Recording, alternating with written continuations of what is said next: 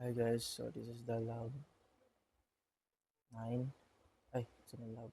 Sa lab laboratory. Then magkitag database name which is the lab TB. Tanong tayo sa lab TB. Then create. Na-create ta. So next is ma-create tawag table which is the student. Diba? Kung nag-require. So makita na mura. Ato ta ron sa SQL. Ato SQL dari kita. Aray. Then i-paste na ito itong gibuhat na code. Then muna siya, add full name course year level, then i-go na to na siya. Pag go na to na is, so na-implement na siya. Add full name, add course, then the year level. And then mag-add ta ron ra og kanang default nga tawagan data. So insert ta si Juan de la Cruz, BSIT, BSCS, Pedro Reyes, BSIS, siya. Then i-go na to. Next, so nakuha na, okay na. So, tatanaw na to rin sa to ang lab students. So, nakita na siya. Nakita na ang talakabok si Juan de la Cruz, BSIT, Mayor Santos, BCS, Pedro Reyes, BSIS. So, tingnan na lang siya. So, next karon is mo to sa code. Magi mo og file. Ito. Ito rin. Samta, then stocks.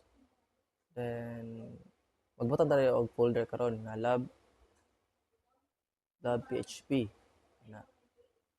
And then, pag kung naman tayo, ito na taka sa VS Code, then mag-create na og file. Itong pang require ng file. So, ano na siya, no? Then, so, ito na sa VS Code. So, nanatay sa VS Code. So, create og new file. New file. Butang ka og db connect php.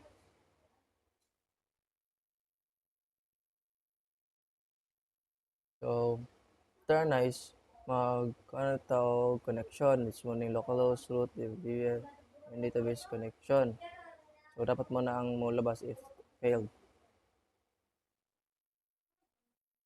So, mag-create na po taron og new file. New file. And then read student PHP. So, Luwas na ang read student PHP. So, muna siya ang code. I-paste po na to. So, muna siya select from the students. So, kuha sa DB Connect.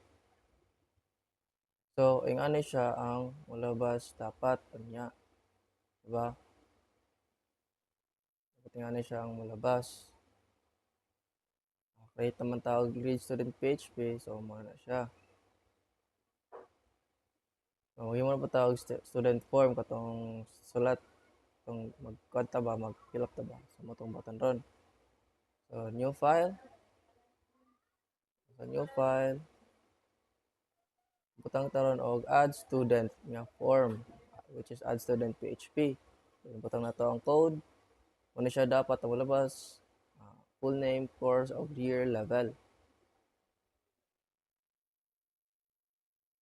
Mag-save na po nato na siya. Create po taron og yung file which is the insert student para ma-insert ang student dito sa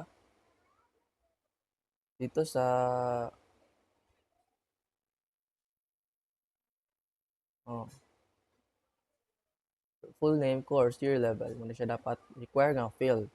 And then ma-insert sa student nga database, then full name, course, year level. So, muna na-refresh, signal.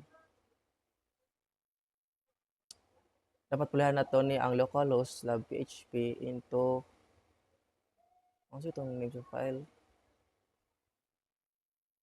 Add student. Ay, Sora. So, try na to si Julsing. So, course, base IT, then your level is 3. I-add na to. Then, okay na. Add successfully. Makita ninyo diyaron, Julsing, base IT 3, successful. Diba? And then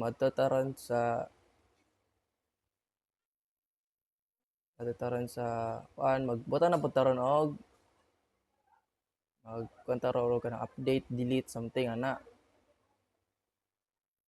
So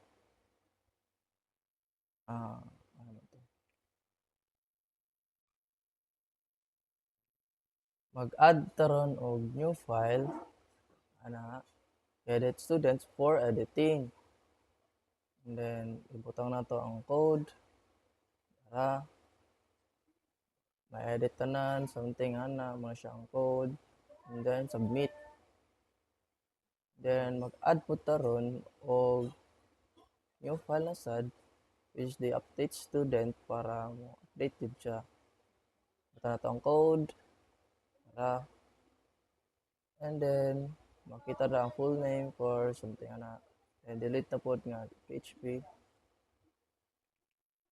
So butang na to ang code mo siya.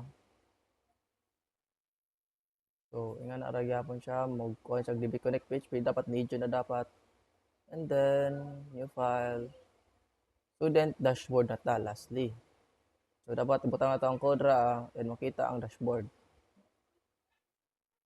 Ang ana siya. So nakahimo na ta. And then i-save dapat nato ni siya always. Natay database, PHP, delete, update student, something ana. Kaya nata na ba? So ang imo to na ron dito sa index of the lab PHP. And then edit na nato tanan ra aron siya. So mo to guys, salamat.